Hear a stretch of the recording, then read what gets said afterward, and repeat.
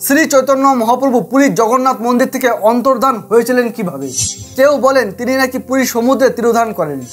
আবার কারো কারো মতে মহাপ্রভুর জনপ্রিয়তা এবং মহত্বে ঈর্ষান্বিত হয়ে মহাপ্রভুর বিরোধী যে সমস্ত উড়িয়া পাণ্ডারা ছিলেন তারা মহাপ্রভুকে খুন করে পুরীর মন্দিরেই তাকে খুন করেছিল এবং তারপর তার দেহটাকে সম্পূর্ণভাবে লুকিয়ে ফেলেন, এমনটাইও বিশ্বাস রয়েছে, যদিও তার সঠিক কোনো প্রমাণ পাওয়া যায়নি। শ্রী চৈতন্য মহাপ্রভুর জীবন ছিল বহুজন গোচর, কিন্তু তার মৃত্যু কেউ বলতে পারছে না। মহাপ্রভুর জীবনের তত্ত্ব এবং সত্য নিয়ে কখনো সংশয় দেখা দেয়নি, কিন্তু তার মৃত্যু নিয়ে রয়েছে আজও রহস্য ঘেরা। আবার বৈষ্ণব সম্প্রদায়ের কিছু মানুষ তারা মনে করেন যে মহাপ্রভু হলো শ্রীকৃষ্ণের অবতার, তাহলে সেই মহাপ্রভু অর্থাৎ যিনি ভগবান তাকে কেউ আবার খুন করতে পারে নাকি? তাকে কি করে খুন করা যায়? তাকে কোনোভাবেই খুন করা যেতে পারে না। আবার কেউ কেউ এটাও মনে করেন যে শ্রী চৈতন্যদেব নাকি ভগবান জগন্নাথ দেবের বিগ্রহে বিলীন হয়ে গিয়েছিলেন, যেখানে বলা হয়েছে মানুষ হিসেবে জন্ম নিলে মানুষ হিসেবেই তাকে ফিরতে হয়, যেখানে ভগবান শ্রীকৃষ্ণ পর্যন্ত তিনি পর্যন্ত মৃত্যুবরণ করেছিলেন। তাহলে সেখানে তারই অবতার শ্রী চৈতন্যদেব তিনি কি করে জগন্নাথের দেহে বা জগন্নাথের বিগ্রহে বিলীন হয়ে যায়, এমন তথ্য কিছু কিছু মানুষ দিচ্ছেন, যেটা মানুষকে বোঝানো হয়েছে।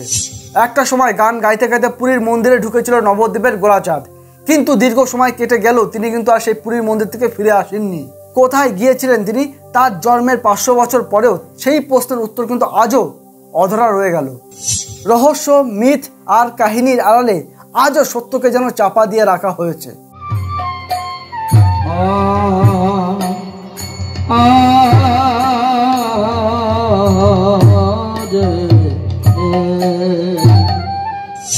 আপনাদেরকে জানিয়ে রাখি, ওই সময় থেকে প্রায় 450 বছর পরে সেই রহস্যের ভেদ করতে গিয়েই কহা গেলে তোমা পাই নামক চৈতন্য অনুসন্ধানকারী গ্রন্থের লেখক জয়দেব মুখোপাধ্যায় 1995 সালে 17 এপ্রিল অস্বাভাবিকভাবে মারা যান।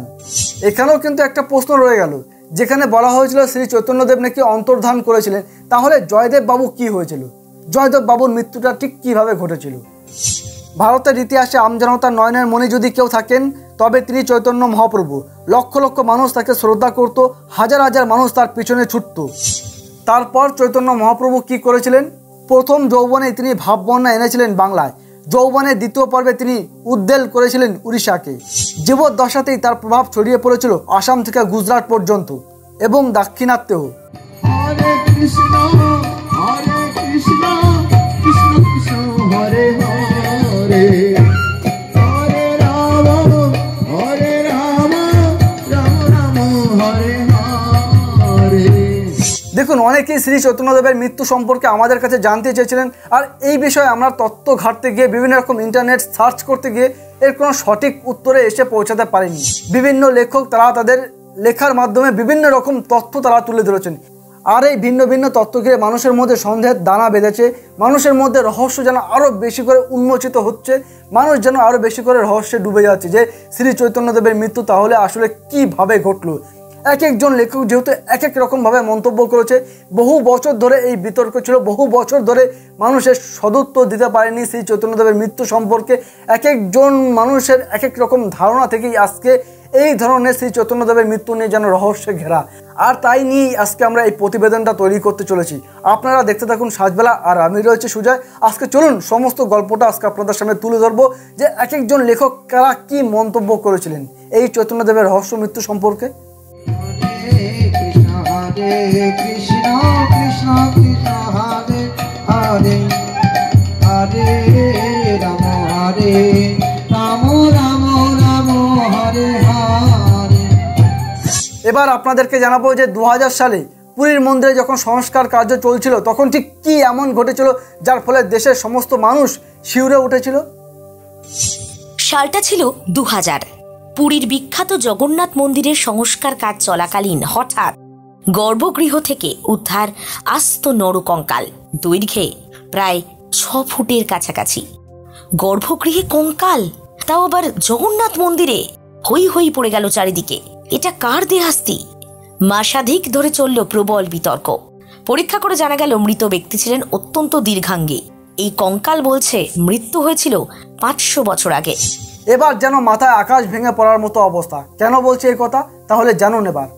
পারিপার্শ্বিক পরিস্থিতি বিচার করে সবাই এই সিদ্ধান্তে উপনীত হলেন কঙ্কালটি আসলে স্বয়ং শ্রী চৈতন্য মহাপ্রভুর, বাংলার ভক্তি আন্দোলনের অন্যতম শ্রেষ্ঠ ব্যক্তিত্বের। একই সঙ্গে দীর্ঘদিন ধরে চলল সেই বিলীন হয়ে যাওয়ার তত্ত্ব খারিজ করে দিয়ে তাকে হত্যা করার ষড়যন্ত্রের কথা। বিষয়টি জনসমক্ষে প্রতিষ্ঠিত হলো। দেখুন, এটা ছিল মানুষের ধারণা, এটা চৈতন্যদেবের কঙ্কাল হতেও পারে, আবার নাও হতে পারে। তাহলে এই কঙ্কালটি কার ছিল? এটা নিয়ে কি কোনো তদন্ত হয়েছিল? বা যদি না হয়ে থাকে তাহলে কেন হলো না, সেই প্রশ্ন কিন্তু উঠছে। হরে কৃষ্ণ কৃষ্ণ কৃষ্ণ হরে হরে, হরে রাম রাম রাম হরে হরে। এবার জানুন, শ্রী দীনেশ চন্দ্র সেন তার গ্রন্থে তিনি কিন্তু মারাত্মক অভিযোগ করেছিলেন। ঠিক তিনি কি অভিযোগ করেছিলেন সেটা এবার আপনাদেরকে জানাবো। দীনেশ চন্দ্র সেন তার চৈতন্য অ্যান্ড হিজ এজ গ্রন্থে লিখেছেন, শ্রী চৈতন্য যদি বিকেল 4টের সময় মন্দিরের মধ্যে দেহত্যাগ করেন, আমরা জানি ওই দিন রাত 11টা পর্যন্ত দরজা খোলেনি। এই সময়টা লেগেছিল মন্দিরের মধ্যে তার দেহ পুঁতে ফেলে মন্দিরের মেঝে আবার আগের মতো করতে। রাত 11টায় বলা হয় প্রভু জগন্নাথের দেহে চৈতন্য বিলীন হয়েছেন। শুধুই কি দীনেশ চন্দ্র সেন, তার পাশাপাশি বাকি লেখকরা কি কি অভিযোগ করেছেন সেটাও এবার আপনাদেরকে আমি জানাবো। শুধু ডক্টর রায় বা ডক্টর সেনই নন, খগেন্দ্রনাথ মিত্র, গিরিজাশঙ্কর রায়চৌধুরী, অমূল্যচন্দ্র সেন, ডক্টর জয়দীপ মুখোপাধ্যায়, মালিবুড়ো ঔপন্যাসিক সমরেশ বসুর সবার ধারণা চৈতন্যদেবকে গুম করা হয়েছিল। শুধু তাই নয়, চৈতন্যদেবের মৃত্যু রহস্য উদ্ঘাটন করতে গেলে আচার্য সুনীতি কুমার চট্টোপাধ্যায়কেও খুনের হুমকি দেয়া হয়। খগেন্দ্রনাথ মিত্র এবং ডক্টর দীনেশ সেন নিন্দিত হয়েছিলেন। ডক্টর অমূল্য সেনের অবস্থা শোচনীয় হয়। তবুও শত বিপদ মৃত্যু ভয়ের মাঝে ওরা চৈতন্য মৃত্যুর ঘটনাকে হোমিসাইড বলেছিলেন।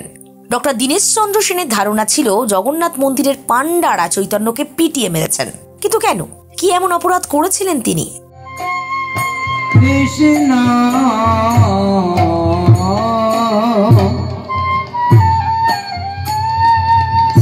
আর এখানেই কিন্তু শেষ নয়, এর পরের মতামতগুলো জানলে কিন্তু আপনি একেবারে শিউরে উঠবেন।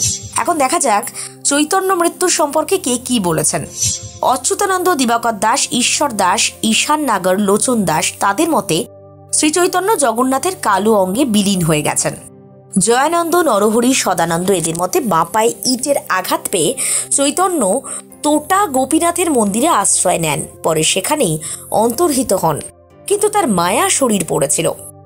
বৃন্দাবন দাস এ সম্পর্কে সম্পূর্ণ নীরব।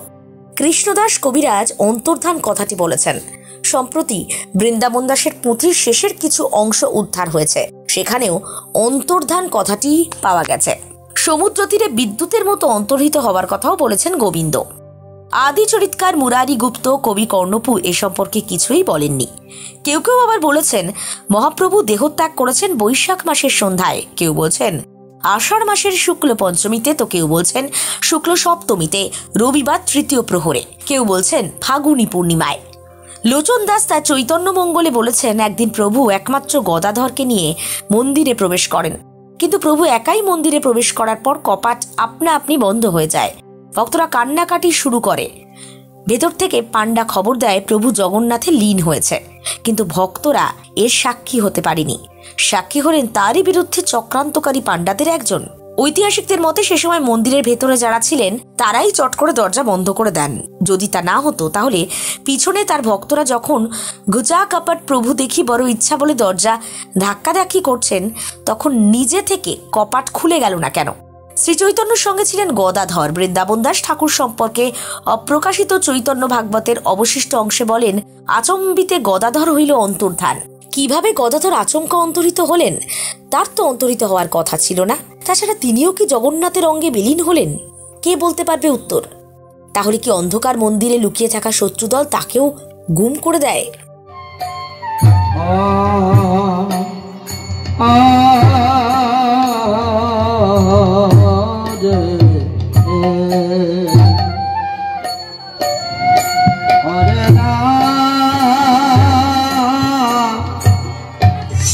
দেখুন, সর্বশেষ বেশ কয়েকটি ঘটনার পর্যালোচনা করলে দেখা যায় যে শ্রী চৈতন্যদেবের মৃত্যু নিয়ে আজও অনেক প্রশ্ন রয়েছে।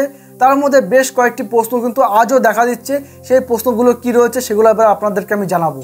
শেষ কয়েকটি ঘটনা পর্যালোচনা করলে দেখা যায় চৈতন্য মৃত্যু আদৌ স্বাভাবিক নয়। চৈতন্যের মৃত্যুর সঙ্গে সঙ্গে চৈতন্য শিষ্য পুরীর রাজা প্রতাপরুদ্র রথযাত্রা ফেলে প্রাণ ভয়ে কটকে পালিয়ে গেলেন কেন? চৈতন্যদেবের মৃত্যুর পর তাবৎ চৈতন্যপন্থী গৌড়ীয় বৈষ্ণবরা উৎকল ছেড়ে চলে গেলেন কেন? চৈতন্যদেবের অন্তর্ধানের পর তার অন্যতম পার্ষদ স্বরূপ দামোদরকে আর জীবিত দেখা গেল না কেন? দেখা গেল দামোদরের হৃদয় ফেটে প্রাণ বেরিয়েছে। প্রকৃত অর্থে শত্রুর অস্ত্রের আঘাতেই তো দেহ বিদীর্ণ হওয়ার কথা। তার মৃত্যুর কয়েক বছরের মধ্যে উৎকলে সিংহাসনে বসলেন ষড়যন্ত্রকারী গোবিন্দ বিদ্যাধর ভৈ। ডক্টর দীনেশচন্দ্র সেনের চৈতন্য অ্যান্ড হিজ এজ গ্রন্থ থেকে জানা যায় চৈতন্যের মৃত্যুর সঙ্গে সঙ্গে দীর্ঘ 50 বছর পর্যন্ত বাংলাদেশে এবং উৎকলে বৈষ্ণব সম্প্রদায়ের সব রকম প্রচার এমনকি ন্যূনতম কীর্তন গানও বন্ধ হয়ে গেছিল। এবার দেখুন, চৈতন্যদেব যদি জগন্নাথের অঙ্গেই বিলীন হয়ে গেছিলেন তাহলে তো সেই ঘটনা মানুষের মনে চৈতন্য এবং বৈষ্ণব পন্থার প্রস্ফুরণ ঘটানোর উপযোগী, কিন্তু কার্যত সেটা তো হলো না। উপরন্তু এক নিদারুণ আতঙ্কে উৎকল এবং বঙ্গের বৈষ্ণব মণ্ডলী স্তব্ধ হয়ে যায়। ডক্টর জয়দেব মুখোপাধ্যায়ের মতে সেই কারণেই চৈতন্যদেবের উপর লেখা সব বৈষ্ণব গ্রন্থ ইচ্ছে করে এড়িয়ে গেছে চৈতন্যের তিরোধানের শেষ মুহূর্তের বর্ণনাতীত অসহ্য বর্ণনাকে। তবে হ্যাঁ, এই কঙ্কাল যে চৈতন্যদেবের সেটা নাও হতে পারে তা গদাধর পণ্ডিত বা অন্য কোনো ব্যক্তির।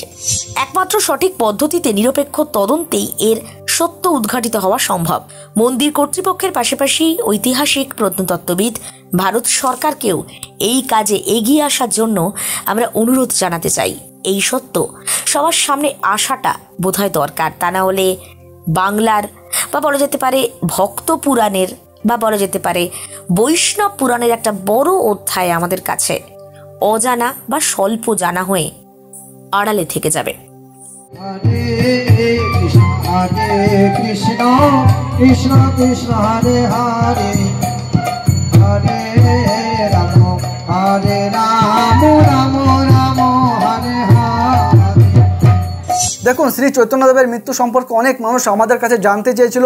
আমরা সেই তথ্য জানার জন্য ইন্টারনেট সার্চ করি, বিভিন্ন রকম তথ্য ঘাঁটি, ইন্টারনেট সার্চ করে বিভিন্ন রকম লেখকদের তথ্য আমরা খুঁজে পাই। তারা এক একজন এক এক রকমভাবে মন্তব্য করেছিলেন, সেটা দেখে আমরা বুঝতে পারি শ্রী চৈতন্যদেবের আগেও এটা নিয়ে অনেক বিতর্ক ছিল। এই বিষয়টা নিয়ে বহুদিন ধরে একটা বিতর্ক রয়েছে। বিভিন্ন সংবাদ মাধ্যমেও, আমাদের বাংলার বিভিন্ন সংবাদ মাধ্যমেও এটা নিয়ে তারা সঠিক কোনো তথ্য দিতে পারেনি। বিভিন্ন লেখকরা বিভিন্ন রকম মন্তব্য করেছে। অ্যাকচুয়ালি আমরা সাধারণ মানুষ, আমাদের তো প্রশ্ন তোলার অধিকার রয়েছে, আমরা কোনটা বিশ্বাস করব? এক একজন লেখক যদি এক এক রকম মন্তব্য করে তার মৃত্যু সম্পর্কে, তাহলে আমরা কোনটা মেনে নেব, কোনটাতে আমরা অ্যাকচুয়ালি ধারণা বলে ধরে নেবো, অ্যাকচুয়ালি সত্য বলে ধরে নেবো, সেটাই তো আমরা বুঝতে পারছি না। আর তার জন্য একাধিক সত্য বা একাধিক লেখকদের মন্তব্য আমি তুলে ধরলাম, যেটা তারা মন্তব্য করেছেন। এই যে কথাগুলো বললাম এতক্ষণ ধরে ভিডিওতে, এগুলো কিন্তু কোনোটাই আমাদের মন্তব্য না বা আমরা বলছি না, যেটা লেখকরা বলছেন। বিভিন্ন লেখকরা বা বিভিন্ন সমাজে চৈতন্যদেবের রহস্য মৃত্যু নিয়ে যে প্রশ্নগুলো উঠেছিলেন, বিভিন্ন মানুষ যে প্রশ্নগুলো করেছেন সেই প্রশ্নগুলো আমি তুলে ধরলাম, বিভিন্ন লেখকদের প্রশ্নগুলো আমি তুলে ধরলাম এতক্ষণ। আর এইসব তথ্য আমরা ইন্টারনেট সার্চ করে পেয়েছি। যে ইন্টারনেট সার্চ করে যে সমস্ত তথ্য পেয়েছি সেগুলোর উপর নির্ভর করে এই প্রতিবেদনটা তৈরি করলাম। দেখুন আসলে কি হয়েছিল, একজন সাধারণ মানুষ, একজন সাধারণ পশ্চিমবঙ্গের বাঙালি হিসেবে আমিও জানতে চাই। অনেক মানুষের আজও প্রশ্ন, অনেক বৈষ্ণব ধর্মের মানুষের প্রশ্ন রয়েছে, অনেক বৈষ্ণব সম্প্রদায়ের মানুষের প্রশ্ন রয়েছে, অনেক আম আদমি বাঙালির প্রশ্ন রয়েছে, অনেক সাধারণ মানুষ, অনেক আমাদের মতো মানুষের প্রশ্ন রয়েছে আজও, যে শ্রী চৈতন্যদেবের রহস্যময় মৃত্যু পুরীতে ঠিক কীভাবে ঘটলো। এই জন্য একটা সঠিক তদন্ত, আমরা যেন একটা সঠিক সিদ্ধান্তে আসতে পারি, আমরা যেন একটা সঠিক পদক্ষেপ নিতে পারি যে শ্রী চৈতন্যদেবের মৃত্যু এইভাবেই ঘটেছিল, এটা যেন আমরা জানতে পারি। অ্যাকচুয়ালি কী হয়েছে সেটা কিন্তু আমাদের কাছে পরিষ্কার নয়, এটা যেন পরিষ্কার হয় আমরা সরকারের কাছে। আমরা সেটা উড়িষ্যার রাজ্য সরকার হতে পারে বা ভারত সরকার হতে পারে, তারা যদি তাদের মতো করে কোনো একটি তদন্তকারী সংস্থা দ্বারা বা তারা যদি কোনো উচ্চ পর্যায়ে তদন্ত কমিটি গঠন করে যদি এটা নিয়ে যদি একটা সঠিক তদন্ত করা হয়, তাহলে মনে হয় আসল সত্যটা বেরিয়ে আসবে। এরকম একজন শ্রী চৈতন্যদেবের মতন মহাপুরুষের কীভাবে মৃত্যু হলো সেটা যেন আসল তথ্যটা বেরিয়ে আসে, তারা যেন সেই তথ্যটা উন্মোচন করে মানুষের সামনে। আজ আমরা যে সত্যটা জানতে পারিনি, যার ফলে আজ এই প্রতিবেদন করে এতগুলো প্রশ্ন তুলতে হলো, এই প্রশ্ন তোলার অধিকার আমাদের রয়েছে, আমরা সেই সংবিধান আমাদের সেই অধিকার দিয়েছে। হরে কৃষ্ণ কৃষ্ণ কৃষ্ণ হরে হরে